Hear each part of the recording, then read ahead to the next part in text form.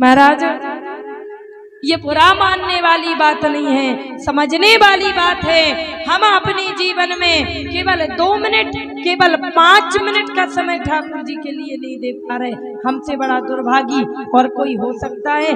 अरे हम सनातनी हैं, हम हिंदू धर्म के लोग हैं। जैन धर्म वालों को फिर बात करूंगी, उनको देख लीजिए, सुबह से उनका नियम है कि बच्चा बच्चा, चाहे वो छोटे बच्चे हो, बच्चा बच्चा नहा करके स्नान करके और अपने मंदिर पहुंच जाते हैं कि नहीं जाते? अच्छा, अपन लोग कभी आए सुबह से बताओ?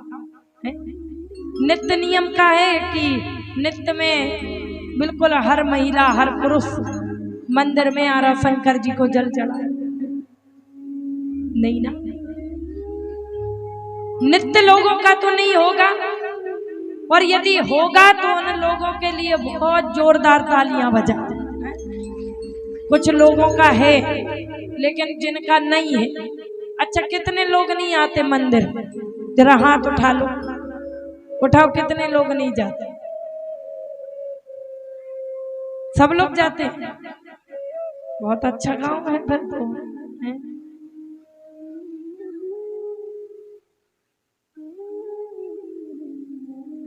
तो नित्य नियम में मंदिर आने लगो। यदि मंदिर नहीं आते तो कीर्तन तो जरूर अपने मुखारविंद से केवल 5 मिनट अपने परिवार के साथ, अपने घर के साथ एक दीपक प्रज्वलित करके कीर्तन लाडली जी का जरूर गाया करो।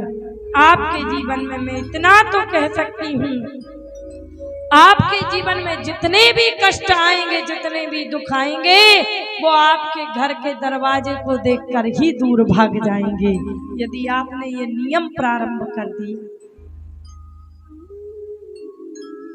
महाराज तो कैकई जैसा कोई पात्र नहीं,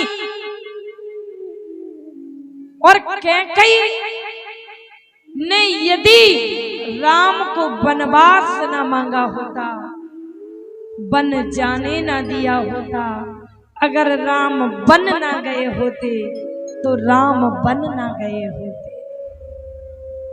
बन जाना अत्यंत आवश्यक। कैकई जितना प्रेम शायद कोई करे। एक बार बालपन में राम जी आ रहे थे, राम जी आए, मैया कुछ गृह कार्य कर रही थी और राम जी ने आकर के मैया के दोनों नेत्रों को बंद कर लिया।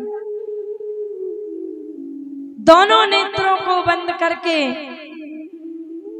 राम जी कहते हैं, मैया पहचाना मैं कौन हूं? बोले, राम, मेरे प्राणों से अधिक प्रिय राम, मैं तुम्हें कैसे नहीं पहचानूंगा? लेकिन राम, मेरे नेत्र तो खोल दो। बोले, हम आपके नेत्र नहीं खोलेंगे। पहले आज राम आपसे कुछ मांगने आया है। ध्यान से सुन लेना, जो कैकई को दोषी मानते हैं। आज राम आपसे कुछ मांगने आया है। बोले, क्या मांगने आए हो बेटे? मैं तुम्हें सब कुछ दूंगी। बोले, मैया पहले वचन दो कि तुम मुझे दोगी। बोले, राम, इसमें वचन देने की क्या आवश्यकता? बोले, राम, मैया आवश्यकता है, क्योंकि मैया तू जानती है कि मैं जो मांगने जा रहा हूँ उसके बाद ये समस्त संसार तुम्हें दोष लगा देगा। क्या तुम्हें इसका बिल्कुल भान नहीं? कैकई मैया कहती है, राम, यदि तुम्हारा मेरे मांगने से या मेरे देने से कुछ भला हो रहा है तो राम, यदि ये संसार मुझे दोष लगाता है तो इस मां कैकई को दोषी बनना स्वीकार है।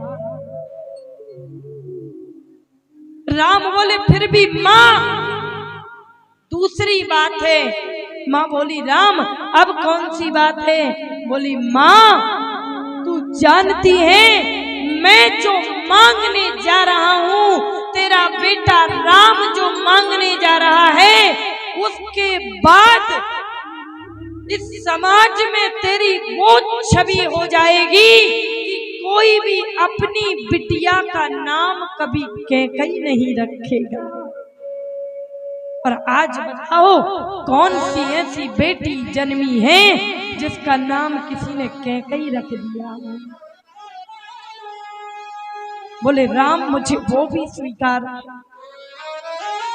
फिर भी मां तीसरी बात और कह देता हूं, मां यदि तूने मेरे लिए वचन मांग लिया ना,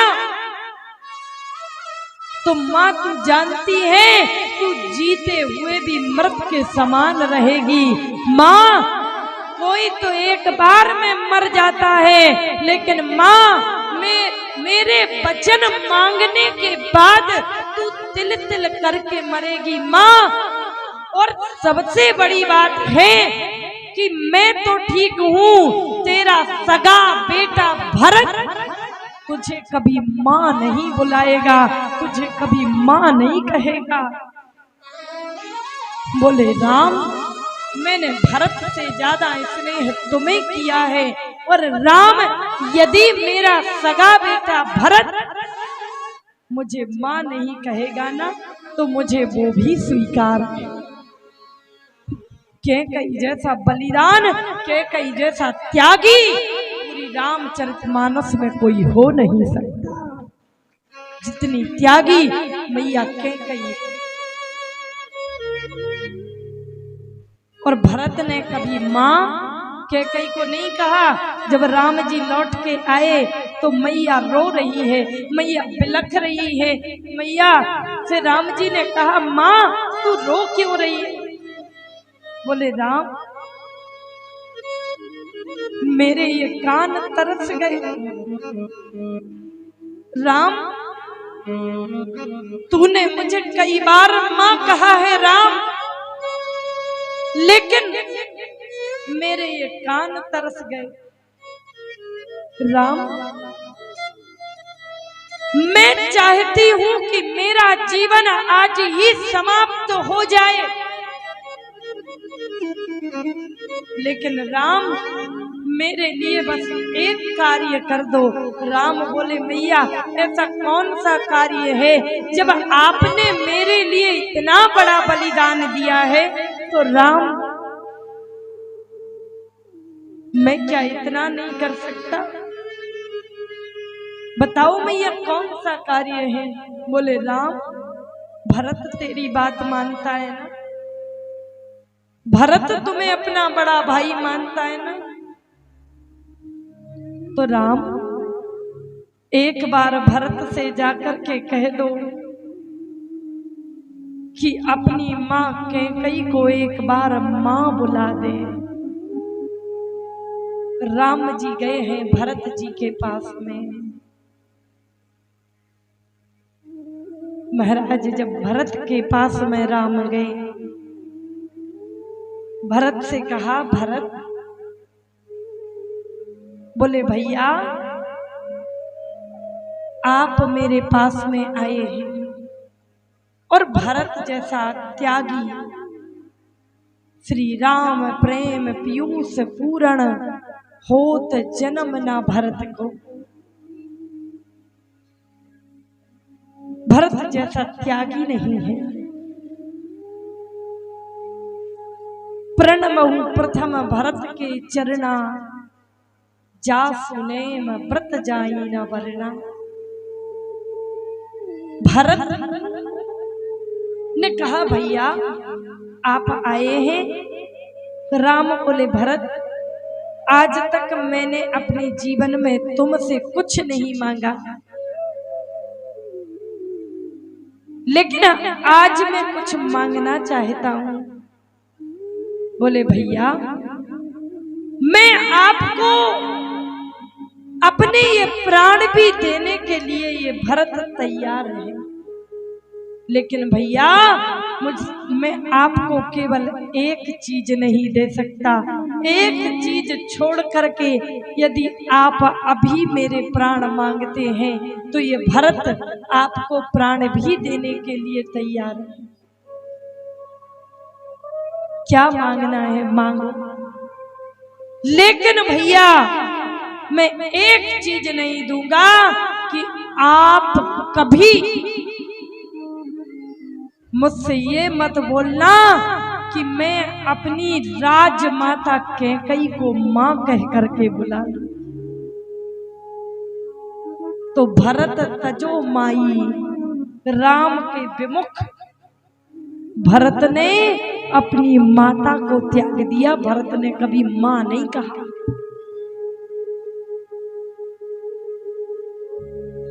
महाराज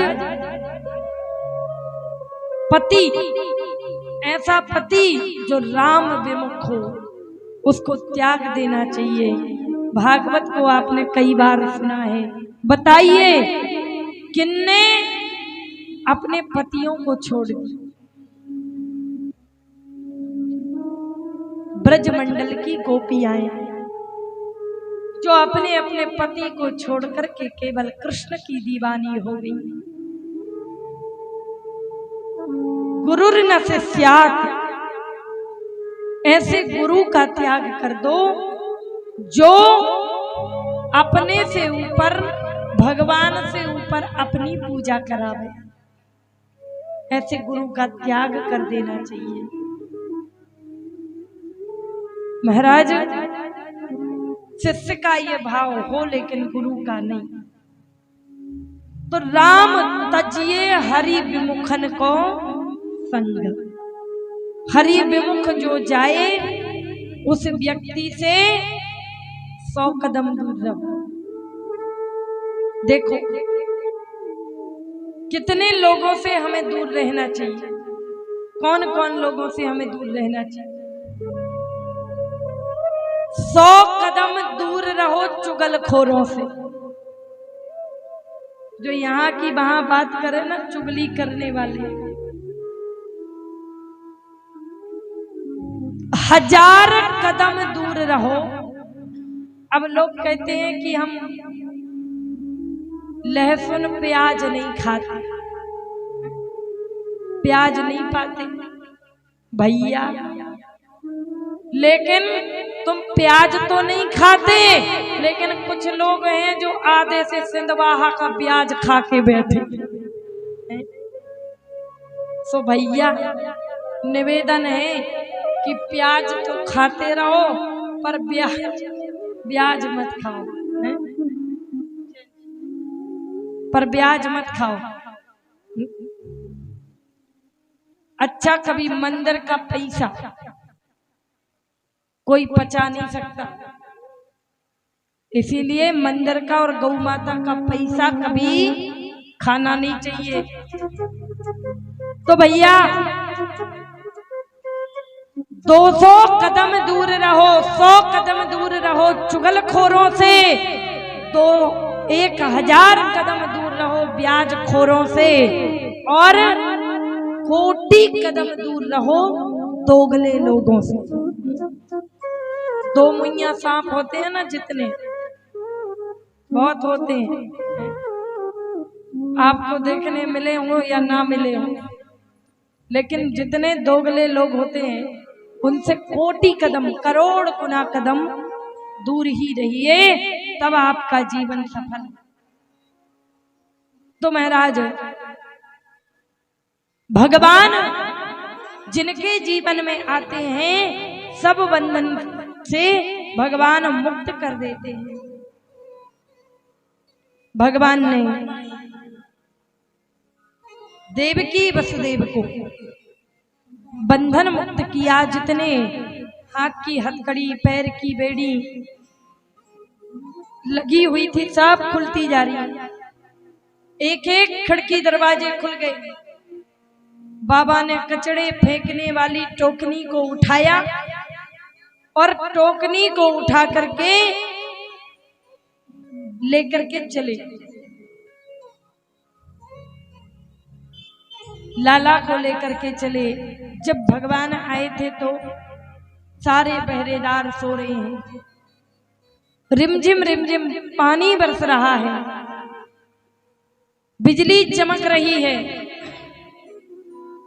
बादल गरज रहे हैं, मेढक टर्र टर्र की आवाज निकाल रहे हैं। यमुना जी बड़े वेग से आई हुई हैं। मान लो ठाकुर का दर्शन करना चाहिए। घोर अंधकार छाया हुआ है। भगवान वसुदेव जी को लेकर के जा रहे हैं। वसुदेव जी भगवान को लेकर के चले, यमुना जी में पैर रखा, यमुना जी को पार किया, लेकर के आए। अब अर्धरात्रि में आधे खिड़की दरवाजे किसी के खुले नहीं रहते, लेकिन जब हम भगवान के लिए एक कदम चलते हैं ना, तो भगवान हमारे लिए 10 कदम चल करके आगे आते हैं। भगवान के लिए हम अपना कुछ छोड़ते हैं तो भगवान हमें उससे 1000 गुना देते हैं। महाराज, अब कोई भी ऐसा नहीं है जो अर्धरात्रि में खिड़की दरवाजे खोल करके पड़ा रहे, लेकिन नंदराई जी के खिड़की दरवाजे खुले हुए हैं। महाराज, नंदराई जी गौशाला में माला फेर रही थी, और यहाँ अच्छा इन नंदों की आदत भी बड़ी खराब होती है।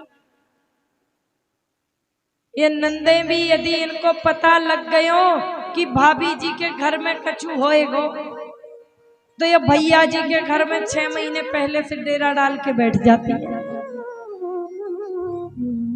और नंदा और सुनंदा, नंदराई जी की भी 2 बहनें हैं जो डेरा डाल करके बैठी हुई है, नंदा सुनंदा। महाराज, अब इनको भाभी जी की खूब सेवा कर रही है, इतनी सेवा कर रही है कि भाभी जी के गले में 9 लखा हार है, और ये 9 लखा हार हमको मिल जाएगा। हे भगवान, लाला ही होवे, लाली तो होवे मोवे नाए। लेकिन रोज नंदरानी ब्रह्म मुहूर्त में जाग जाया करती थी, लेकिन आज नहीं जगी। आज क्यों नहीं जगी? नंदा ने जाकर के देखा तो नंदा क्या देखती है कि आज भाभी जी अकेली नहीं, आज भाभी जी के गले में सुंदर सी चीनी सी चदरिया में लिपटा हुआ कोई है। अब लाला है या लाली है? महाराज, तो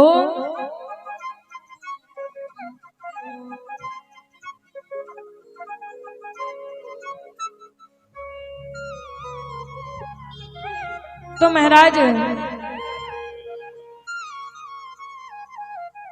नंदा ने जाकर के देखा कि आज भाभी जी अकेली नहीं है, लाला है या लाली है। लेकिन नंदा सोचने लगी कि देखो तो भाभी जी के यहाँ लाला हो गयो। सुना है संतान को जन्म देने में बड़ा कष्ट होता है, और 100 बिच्छू जब एक साथ काटते हैं, माता का एक दूसरा जन्म होता है जब वो बच्चे को जन्म देती है। उतना कष्ट होता है और उससे भी भयंकर कष्ट होता है। लेकिन भाभी जी के यहाँ लाला हो गया और भाभी जी अभी तक सो रही है। कहीं लाला होने में भाभी जी की राधे राधे तो नहीं है गई। चलो बढ़िया बात है, हो गई होगी। 100 में 9 लखा हार के अलावा कुछ और भी मिल जाएगा। और सब नंदा ने जाकर के देखा, चदरिया को हटाया कि फिर ढक दिया। मान लो भगवान बोल रहे हैं, अरे नंदा बड़ी बदमाश है तू, बड़ी बेकार है तू, सबको तो 9 लखा हार दे रही, तुम्हें तो 9 लखा हार मिलना है और मोको एक नारियल में निपटा रही है। चल लाला तो होएगो ना, लाली ही होएगी। बोला ना भैया, लाला ही होवे, आपको नारियल अगरबत्ती मिठाई का डिब्बा भी चढ़ा दो। फिर ढक दिया। भगवान बोले मोहे मिठाई के डिब्बे में निपटा रही है, लाला तो होएगो ना, लाली ही होएगी। फिर ढक दिया। फिर चदरिया को हटाने की कोशिश की। बोली आप तो आपकी सत्यनारायण की कथा भी करवा लूंगी। और जय चदरिया को हटाया। देखते हैं सुंदर से लाला ने जन्म लिया है। मुखारविंद के दर्शन हुए। बोलिए बाल कृष्ण भगवान की जय हो। और महाराज नंदा पहुंची थाली को बजाते बजाते बजाते, और सुंदर थाली लेकर के गई। अच्छा, पहले हमारे यहाँ बच्चा होता था, बच्चे का जन्म होता था। आजकल तो बहुत बैंड बाजे लेकर के आते, पटाखे लेकर के आते। और पहले अगर कोई गरीब से गरीब भी हो तो थाली तो बजा ही लेता था, बजा लेता था कि नहीं। लेकिन आज आप लोग थाली भी नहीं लिए हो, नहीं लिए थाली, बैंड बाजे भी नहीं है। तो एक काम करो, थाली की जगह तालियां ही बजा दो। बोलिए नंदन नंदन भगवान की जय हो। महाराज सब 85 गज के लहंगे को पहन करके आ रहे हैं, मैया को बधाई दे रहे हैं और मैया से बधाई ले रहे हैं। आइए हम सभी भी मैया को बधाई देंगे और मैया से बधाई लेंगे। बोलिए वृंदावन बिहारी लाल की जय। और जिनको भी बधाई देनी हो तो ठाकुर जी सामने आपके विराजमान हैं, वहां पर जो भी आप बधाई के रूप में रख सकते हैं, आप उन पर बधाई अपनी न्यौछावर कर सकते हैं, जो भी हो। और हमारी इस कथा के आयोजन के लिए कुछ भक्तों का दान आया है।